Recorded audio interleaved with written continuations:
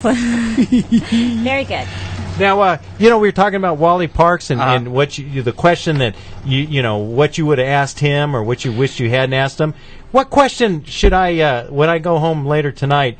What question would I say? Man, I wished I'd asked Cole this question. What would that question be?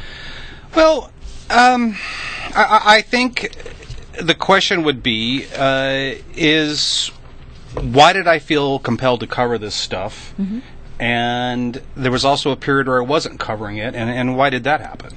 Well, I think it's cool. It's a period, like Lucky was saying, that we were actually in drag racing, so we can relate to it. And so many of the people that are in their 30s and 40s and 50s that started racing out at Terminal Island, that raced the street legals in Pomona, that raced the Rialto track and the Norton track and LACR and Famosa, all those tracks. You can read this book and you go, wow, I remember that. You know what? That was my history. My history's in this book. How cool is that? Well, and there's not enough documentation of, say, something like Brotherhood Raceway, because you try to explain Brotherhood Raceway to somebody, and it's kind of like trying to explain what chocolate tastes like when you're high on LSD, and if you've never taken LSD, you have no idea what you're talking about. But more people know about Brotherhood Racetrack than you realize, and we were fortunate enough to have Big Willie here on the show, about a month and a half ago, Lucky? Right.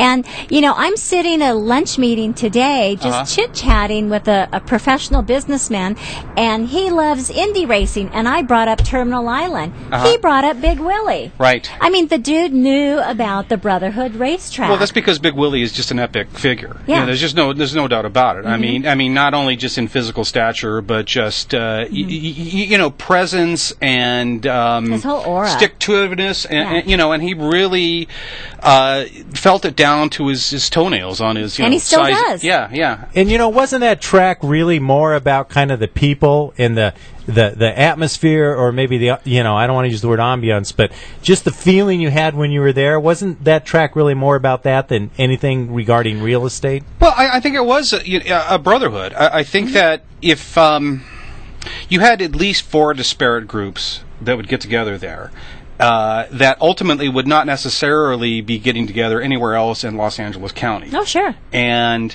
so it was distinct, different ethnic groups, and the minority was like the old white hot rodders. But everything was left at the gate. Well, it was. Once you entered that gate, it was all about drag racing. It was beyond peaceful coexistence and just this weird appreciation of what everybody was doing with, again, distinct approaches to hot rodding. And I remember once, Big Willie ran that place with an iron fist. Oh, yeah. And a benevolent despot, if you will, a benevolent dictator. And one time, some dude got his toolbox ripped off. Mm-hmm. He was in the lanes or what have you, and somebody stole it. And again, it's like, oh, okay, so this is the gang members from South Central and then the other, what they would consider undesirables. And Big Willie just shut the entire facility down until somebody coughed up that toolbox. They found it, though, didn't they? Yeah, they did. Yeah. And and so there's just something so beautiful about this, about how it was policed, how it policed itself. Mm-hmm. And I don't know. I think that if you lost your toolbox in Bakersfield, you're not getting it back. No. But at Brotherhood, you got it back. Well, and